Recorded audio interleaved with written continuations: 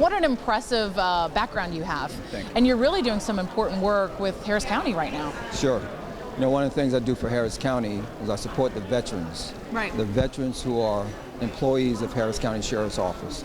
And what we see is that we have a lot of young families that are still being deployed to military duty. And it impacts more than just the individual. What we'll find, for example, a young mother, it was a recent mother, her baby was not even 2 years old, and she was called to duty. She was leaving behind her husband, her 12-year-old, and her less than 2-year-old infant, who she was still taking care of, right? So we forget the impact that military service is having on the families, and it's so important that they're there, because without them, we don't get to have this type of interview in such a nice place in peace. Right. So our freedom's essential. our freedom's there. Freedom is very important, and we must find a way truly to support the veterans and understand what's happening. And the sheer numbers of so many of our veterans, because of the recent conflicts coming back, are so much larger than we've seen before in recent days, and mental health is at the forefront, needs to be, in my opinion and others, even more at the forefront. And I think we're getting there, but obviously the conversation and people being a little bit more at ease and comfortable talking about it is something that I know you're working to change. Yes, you're absolutely correct. You know, when we talk about mental health, I think you've hit the nail on the head. You really have.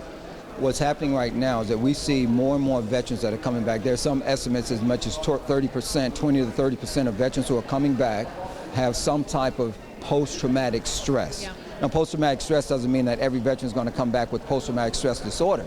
Right.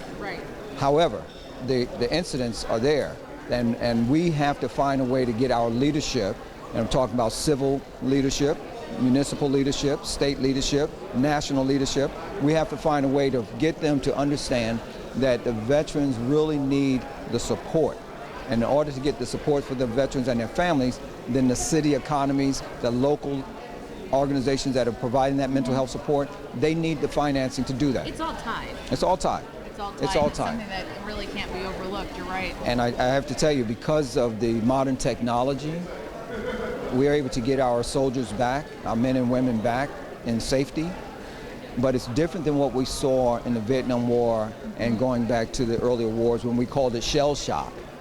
They're able to get back to safety, but what we're finding that we're getting so many National Guard, for example, individuals that are coming from the civilian sector into the reserves who haven't spent their entire lives in the military, and they're going into these very difficult situations, and when they come back, the stress is real. Yeah.